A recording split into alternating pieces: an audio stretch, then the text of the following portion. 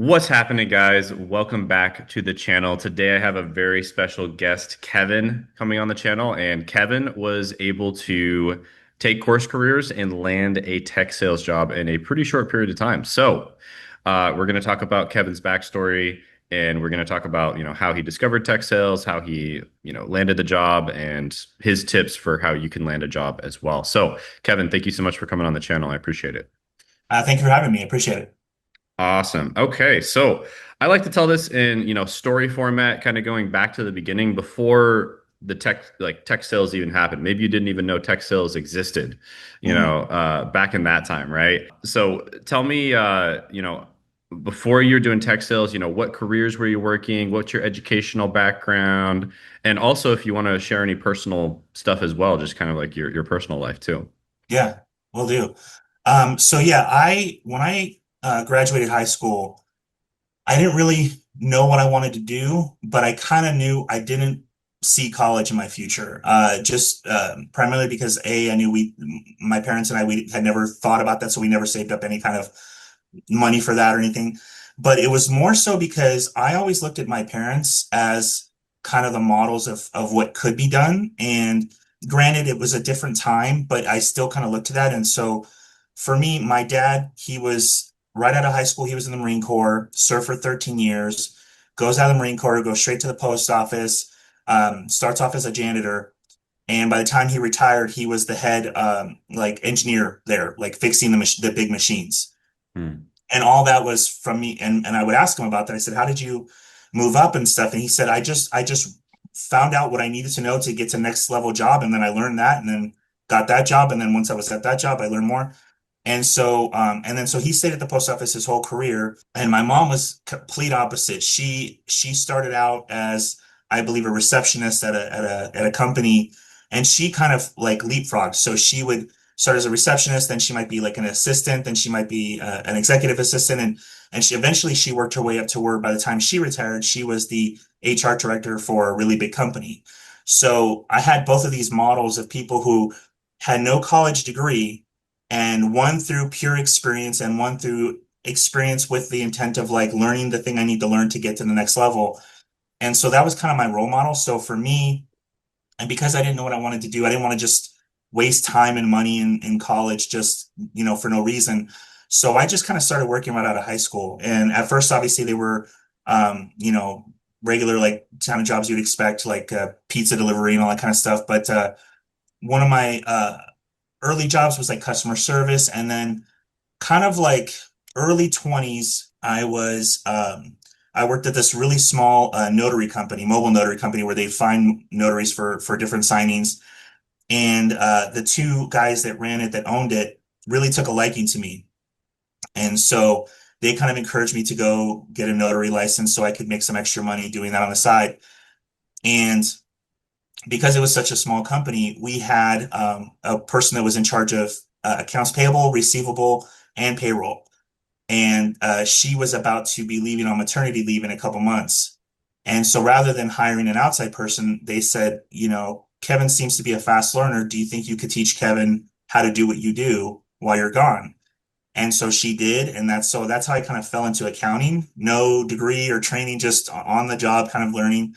And then she never came back. So I just ended up being the AP, AR, and payroll person for this small company for a couple years until I was recruited by a really big medical company to just be their accounts payable person. So now I'm just doing one singular thing of what I was doing, but on a much bigger scale.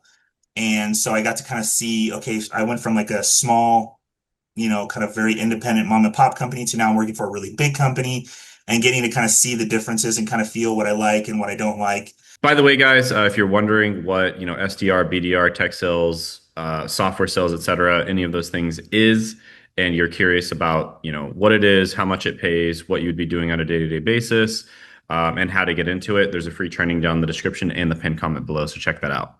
And so I was there for 7 years. And then after that, shortly after that, I found my way into the company I was at for 10 years. I'm kind of a person that once I get in a company and I like their their vibe and I like their structure and I like the people, I will stay for as long as I feel I'm needed or wanted. So I was at this company for 10 years. It was a nonprofit organization. It basically dealt with senior living communities across Southern California. And Hmm. so for the first 7 years, I was just their accounts payable person. And then I started to have some issues with a new manager that came into that department. And so I'm very much a person that will speak my mind. So I kind of went to the HR director and said, I don't think I can be here anymore because I can't work under someone like this. And it was basically just, without going into too much detail, it was just someone who liked to micromanage and nitpick everything. And that's not Hmm. me. That's not what I enjoy. I just like, you give me my tasks, you trust me to do my tasks, and I'll get Hmm. my tasks done. If I mess anything up, I'll take the blame for it. But that's just kind of how I am. So going through all that, both the HR director and the CEO did not want to lose me. So they said, let's don't leave. Let's see if we can find a position for you somewhere else in the company or whatever. And then so eventually what they ended up doing is they ended up creating a position for me. So this all happened, by the way, just I think it was December of 2019. So it was just a few months before COVID hit. Hmm. So uh, by January, they're saying, okay, we've created a new position for you. It doesn't start until July because at that particular job, the fiscal year was June to July. So I said, okay, I can wait 6 months. And then so by March, we were all working from home. And so then it kind of no the micromanaging really didn't affect me that much anymore because she wasn't there to micromanage me as much anymore. So it was kind of had I known, I might not have ever left, but I'm glad I did.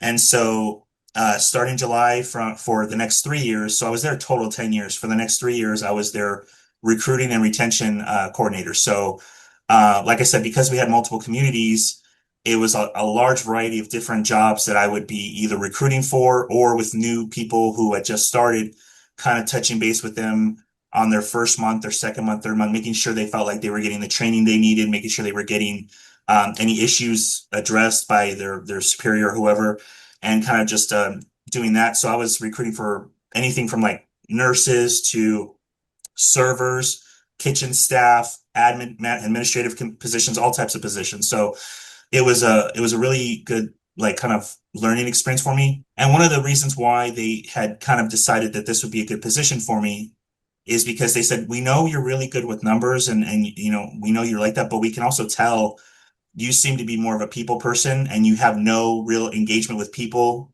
in your accounting job, except for when people are calling about, why their payment hasn't come through yet or whatever. Hmm. So for 3 years, I was just doing that, and I really did enjoy it. But and I kind of knew going in, I said because it was a brand new position that was created for me, I knew that there was a possibility that if anything financially was affecting the company in the negative way, I was probably going to be one of the people let go. And that's kind of what happened with at the time, interest rates were really bad for businesses and stuff like that, especially in the industry we're in. So they had to let a couple people go, and I was one of the people they let go. They gave me plenty of notice, though. They gave me a lot of warning about it. So I did appreciate that. And then I was kind of at a point where I was like, okay, so what do I do now? I don't know. Do I go back to accounting? Do I try to continue doing this, or do I just do something completely different? And so for a while, I would go searching on, the regular sites, LinkedIn, Indeed, all those things, looking for jobs in either of those categories. And either I wasn't finding things that were remote, or the ones that I were finding was remote. The pay was it was a really big pay cut to what I was making already. Um, so I was kind of like, well, maybe this isn't what I'm supposed to do. Maybe I'm supposed to do something else. And so I was just kind of like wandering for a while and really not knowing what to do. And I do pray. I do believe in God. So I would start praying for guidance and to be led to what I should be doing or whatever. And so it was after a particular prayer where I was really like just struggling with what to do. Not to mention my wife is still working, and so she's basically covering us the entire time that I'm like struggling to find something. And so, and my wife, God bless her soul too, because she was very clear. She was like, look, I don't want you to take something just to take something because we need the money. You know, you're getting unemployment right now, and that's Hmm. enough to cover us along with what I make. So don't just jump into anything. Make sure it's something you think you'll like. So that was Hmm. a really big blessing.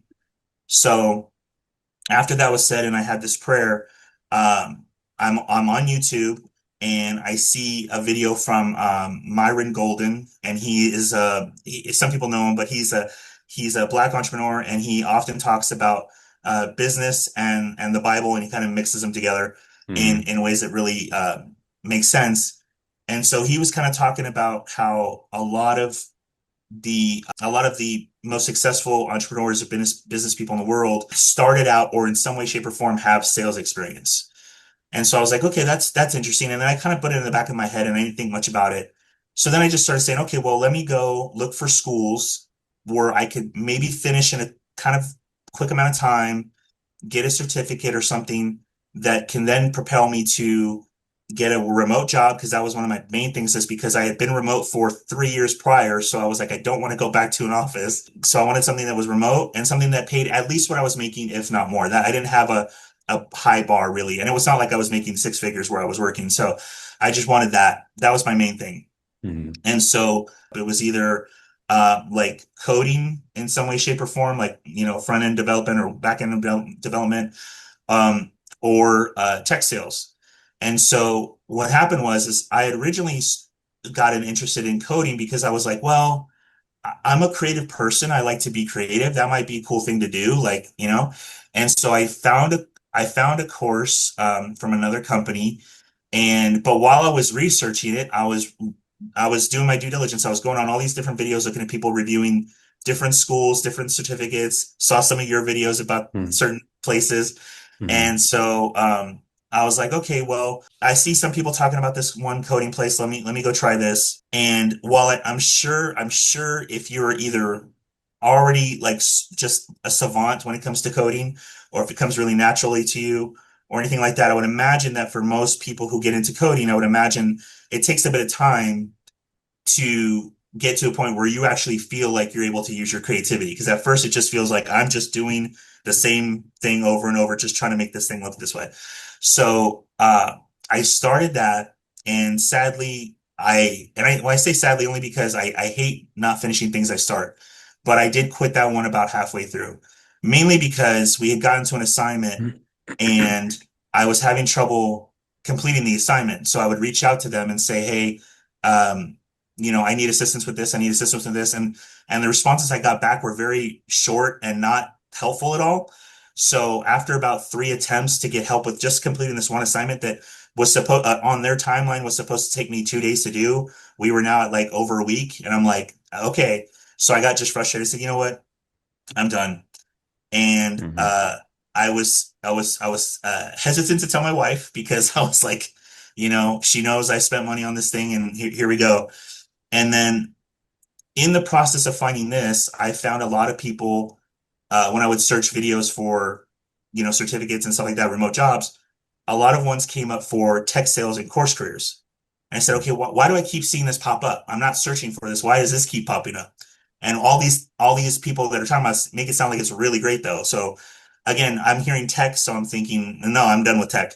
So but finally a friend of mine said, oh, you should check out this one video. And it was this guy named Dre, Cut the Tech channel, and he was talking about tech sales and how he started Course Careers. And his story resonated with me because he was kind of in a similar position. We're close in age, both got families, and there was a lot of similarities in our stories. So I said, well, if he can do it, maybe I can do it. I mean, I've never done sales before, but I mean, if they teach you everything you can learn, then maybe this is something I can do. So I had just kind of like said, well, let me see. I don't want to waste any time. Let me see about it. So I took the free like introductory course to it that kind of explains a little bit about what that job entails and what your typical day looks like and all that kind of stuff. So it kind of gave me some background information that I did not have, to kind of let me know, okay, well, that doesn't sound too hard. Sounds like something I could do. And there's some aspects of this job, if I'm understanding correctly, that I kind of I kind of did with my other job, just in a just a different aspect.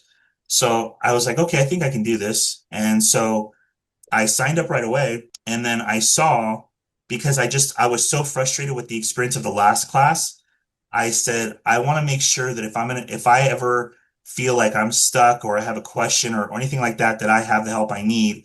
And so I just happened to see that they had coaches available. And so Dre was having what he called a cohort, which was like a small group class that met once a week while you're taking the course to kind of assist you along the way. And I Hmm. said, "Oh, that's perfect because that will not only hold me accountable, but again, it'll be that resource that I need if I'm confused on something Yeah. or anything like that. I have someone to go to." And Yeah, so that's that, super underrated too. Like the social aspect is super underrated. It's like if you think about it, back through your life, everything you've ever gotten good at, you probably did it in groups of people, yes, right? Like whether 100%. you got good at playing piano or got good in accounting, got good at, playing a sport or like anything. It's the social aspect is super underrated. It's so hard to get good at something just doing it on your own or even just like Yeah, taking a course where you're the only one taking the course or yeah, just taking it alone online. It's really hard. So yeah, that's what I always tell people is like that's really underrated to have like a mentor there, also to have like other people, peers that are going through the same thing you're going. It's the emotional aspect. It makes it so much easier to get results. And that's one of the reasons why Course Careers gets such good results is because they set that up. So yeah, yeah. 100%, 100%. I can't say enough about them and Andre and everybody there because yeah, it was extremely helpful to me. And the only downside to it was when I looked at the schedule, I said, okay, well, there's a cohort starting tomorrow, or I have to wait like I think it was like 3 weeks or 4 weeks, whatever it was. And I said, well, I don't want to wait. So, and this was, by the way, this was right around Thanksgiving time. So I said, I want to be done. I want to finish before the end of this year. And I think if I had waited for the other one, I wouldn't have finished until early the following year. So I signed up and then I get my notification that says, okay, great, you're signed up. Make sure you finish the first phase of the course before you join the call. And I was like, oh, well, I haven't even looked at the course. Let me see how much I'm in store for. So it wasn't that bad. Luckily, the first phase was like probably one of the easier ones to get through quickly.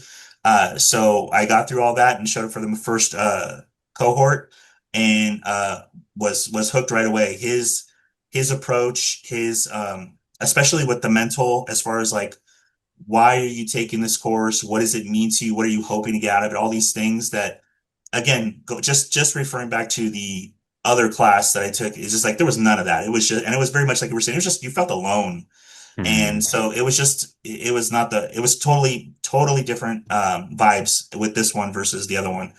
So we start off, and the other added benefit, especially with this type of course with tech sales, is the beauty of having a small group was we got to do role play together and we got to mix it up and we got to hear other people's approaches and and help give feedback for other people. So it was really like a community feel, which I think just helped it easily go through it. um so yeah, we did that, and then it was built to be a course that paced you to where you were taking your final after the fifth week. And so the sixth week was just kind of more like a celebration. And then also just a little bit more about like, okay, now let's talk about looking for a job. So so yeah, we were taking the final within 5 weeks. There was some people in our course in our class that waited, and to be honest, I don't know if they ever actually did take it, because that was my one thing was, if I'm going to spend money on this again, I'm not quitting. I'm seeing Mhm. this through. And so me and a couple other people that I know, we took it and we all passed it, and we all got to celebrate in that final class. And then it was that, like, then as Dre says, now it's time to do the real work. Now it's time to actually find the job and get the job. Mhm. And that in itself was, I think, the biggest takeaway from that was that, because everything I learned was extremely helpful already in the job I have now. But the aspect of how to find and get the job, I'm like, I will take this with me forever. Even if it's not a tech sales job, like any job, I'm like, this is very helpful. And Mhm. and this does work because it worked for me. And I thought, well, yeah, you say this works, but but I really don't have a degree. I really don't have previous experience. I don't know. And Hmm. no, it worked. Like you just have to put in the work. That's really what it Yeah. is. Do you want to give a little bit of details on kind of how they instruct you to find a job? Because yeah, Troy, me, like some of the other career coaches that I partner with, we all kind of like brainstorm on how to get people jobs, in Yeah. the simplest and easiest and quickest way possible. So yeah, we've tried like a lot of different things. So yeah, if you could maybe get into that, not too into detail, but just a little bit.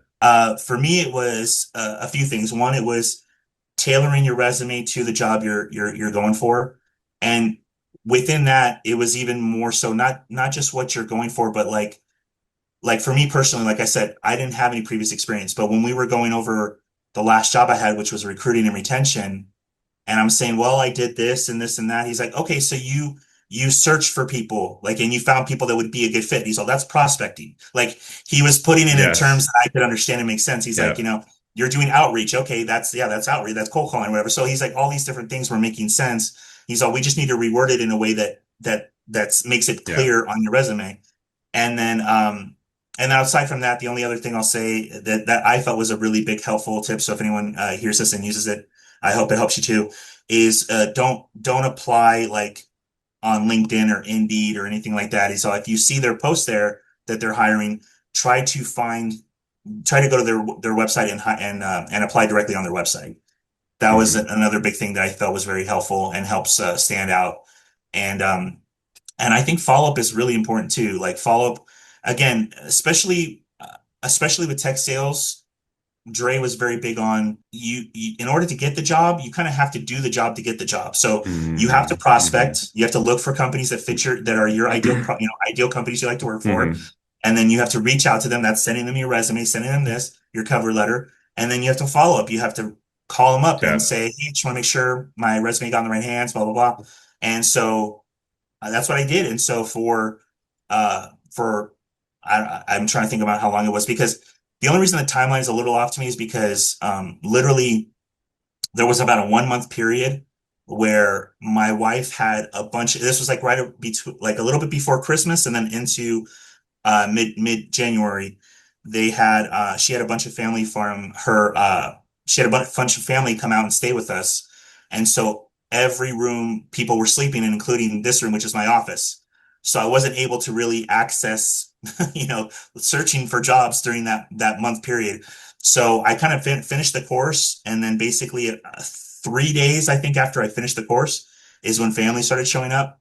So I kind of had to put everything on hold. I mean, I think I was still able to update my resume, but that was about it. And then so once mid-January came, that's when I was able to finally start searching.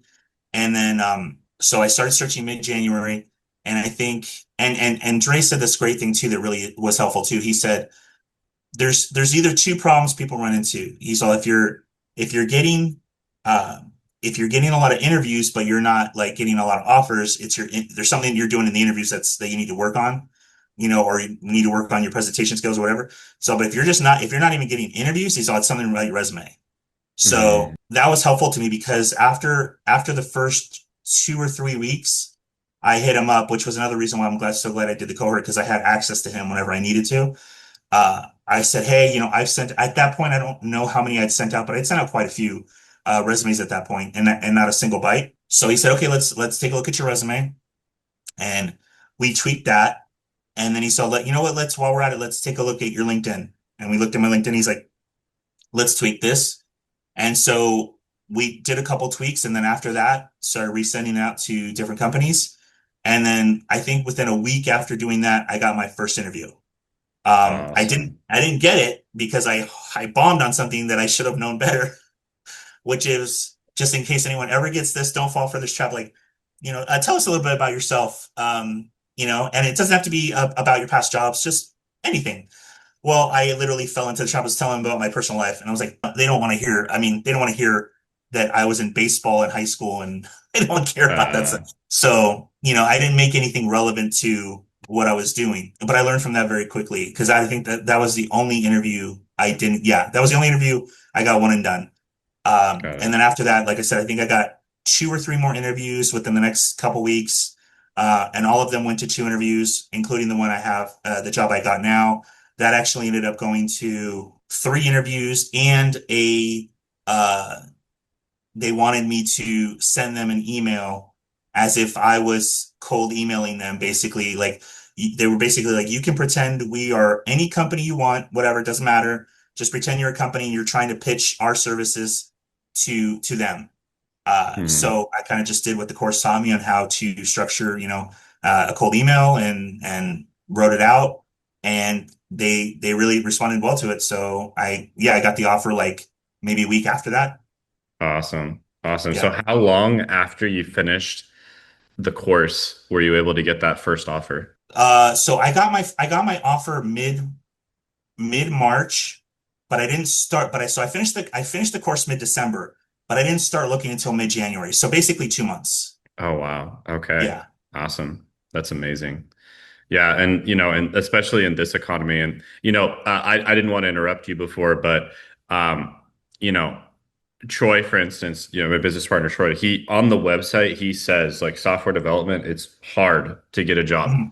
Like he puts it right on the website. It's like, hey, we have a course for this, but it's really hard to get a job. It's very competitive because Yeah.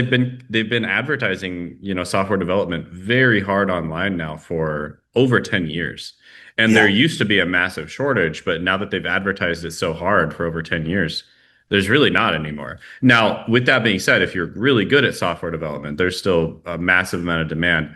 And then there's certain subtypes like cloud and stuff like that where there's a lot of demand. But it's definitely not this thing where you can study coding for a few months and get a job like it used Yeah. to be, maybe 5 years ago, but definitely like 10 years ago or so. It used to be like that, but it's not like that anymore. And that was Um, that I'm glad you said that, because there's one thing that kept happening to me throughout my life. And so if anyone can relate to this, believe me, I understand. I kept feeling like, this happened with examples of like uh Kindle Direct Publishing, Amazon FBA. There's a bunch of things I've tried to do in the past, and for every single one of them, it was like I was doing everything right, but I was just a little bit behind on the times. It's like if I had just hmm, started 2 years ago, I would have been successful. So with what you're saying about the software development, the same thing. I was like, man, it seems like right around the pandemic, 2020, 2021 is kind of when it kind of stopped the hmm, peak, and then everything kind of slowly started to go down. And I was like, man, if I yeah, had just known about this, then maybe I could have done it. Maybe I would have been successful.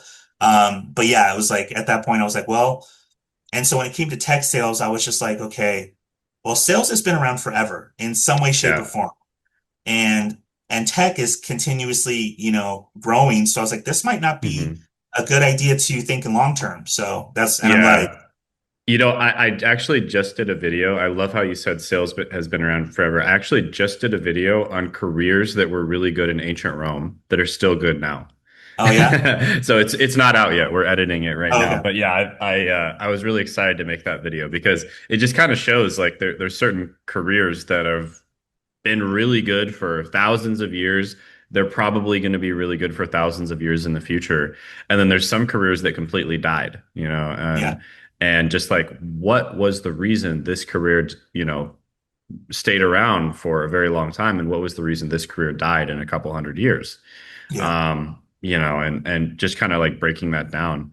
And yeah, like sales, definitely, it's always going to be around. Same thing with marketing. Marketing is always going to be around. There were people that would read out, scrolls because most people were illiterate back then. They couldn't Mhm. read, so there were people that would go and read out scrolls in the central markets, and that was Oh, kind of like wow. marketers, right? Yeah. like Yeah. like they would 100%. read stuff like, or you could say it's maybe the news a little bit, but there Oh, yeah. kind of a lot of overlap there. So yeah, there's certain skills that, and then, another thing about the sales skill set, and this is something you touched on briefly.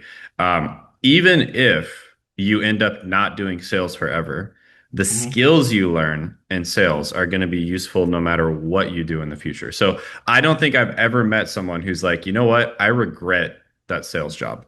Even if Right. they ended up not doing it, they were like, I actually learned so much from that sales job. I think it was amazing. Right. experience, even if they ended up doing something else, starting their own business or just going into a totally different career. Sales is going to be extremely helpful. So I'm kind of glad you touched on that too. Um, and okay, so 2 months, got the job. Everyone wants to know if you're comfortable, whatever you're Mhm. comfortable saying. Okay. Everyone always wonders this in the videos. How much compensation wise was that first job?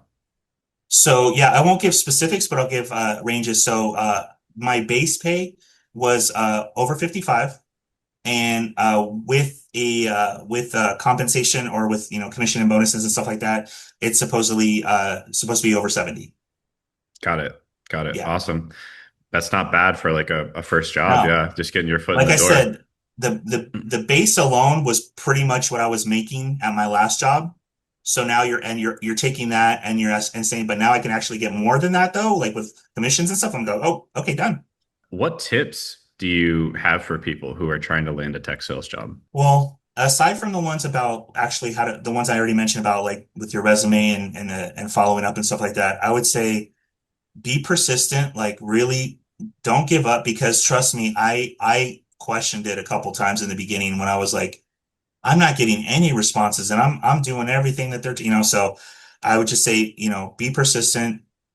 Like Coach Dre would say, do the job to get the job. So put in the hours, Hmm. if you're just taking 5 minutes a day to do a quick search and see what's there, it's probably gonna be a while before you find something. And just, kind of like have that mentality that like I know how to do this job. Like the one thing I think that Dre had kind of mentioned early on, and I think in that first meeting that kind of really rang out to me was like you have to kind of come in with the mindset of like I already know how to do this job. I just need to show you that I know how to do this job. But some people have this mentality of like I need to convince myself that I need to know how to do this job. It's like that if you're trying to convince yourself, you're gonna struggle. Like you Hmm. need to know I can do this job. Just let me show you I can do this job. And so Yeah. I would say, so I guess you could call it confidence, but it really is just like a determination of like knowing, like, did you really like put in the hours of study? Did you really, you know, digest what you learned? Did you really practice what you were being told to practice? And then, like I said, and just in terms of like when you're actually doing your job search, are you doing everything that they're telling you to do to try and get a job fast? Again, especially, and I think because for me, my biggest not regret, but issue is that I knew that there was people that showed up on that first call that we never saw again. And that really bummed me out. And I don't know why it bummed me out, but I think it was just because everyone was talking about their why and everybody seemed like they had a very good why. And then when they didn't show up, I was like, wow, like I thought for sure everybody's why would keep them coming back. So I don't know if it was because maybe, and I don't know this personally, I'm just saying, I'm guessing maybe they had safety nets that they could just go, and fall back on them. For me at the time, I really didn't have one. I was like, my unemployment's ending soon. I need, Hmm. I need to find something. So I was like, I'm going to make it not my, like my goal, but just like my mission, like I'm going to do this and I'm not going to stop. So if my outreach was, 10 companies a day or 20 companies a day, well, then I'm going to up it to 30 or 40, whatever I got to do. I'm going to do what I have to do to get the job done. And that's kind of, in some way, shape, or form, that's kind of the mentality you need to be in sales is like, I'm going to do what I need to do to get the job done. I'm going to do what I got to do Hmm. to not necessarily make the sale, but at least make sure that the person knows how we can help them. And then it's up to them if they want to, take that or not. Cool. I know you said you discovered it from Myron Golden, right? And he kind of teaches like, okay, he teaches people, just success in general, but a lot of the stuff he teaches is like starting your own business. So Right. if you end up starting your own business in the future, do you think these skills that you're getting paid to learn, right? You're getting paid to learn in-demand skills. Yeah. Do you think these skills are going to help you with that? 1,000%. 1,000%. Like I said, he had already said he had said it, and then after he had said it, like most business professionals or entrepreneurs have sales experience in their past. But then after he said it, I kind of just went on my own hunt and I said, you know what? With the exception of a few people that were like tech people, like, Jeff Bezos built Amazon, with the exception of people like that, I was like, a whole lot of them did start off, or not start off necessarily, but they have Yeah. sales in their background. And I Yeah. said, that must means something. And at the time, I didn't know what it meant, but I was like, that's something I think of importance. So I'm going to pay attention to Hmm. that. And then as I learned, as I went through the course, and obviously, and even now, as I've been doing my job, I'm like kind of seeing where it pays off. And what was beautiful is in one of my final interviews with this CRO, the Chief Revenue Officer, who's my boss, he kind of asked me because, I'm totally glad that he asked me this because he knew that I didn't have any actual previous sales experience, and he said, um, to be in sales, you kind of have to be a grinder sometimes, and you kind of have to be have to have a little bit of a wolf mentality. Like you have to be able to go out and get your dinner sometimes. Like, it's Hmm. not always just going to come to you. And he was asking me like, what do you think about, like, do you think that you have that? And it was weird for me because at the time I was like, I never had to have that.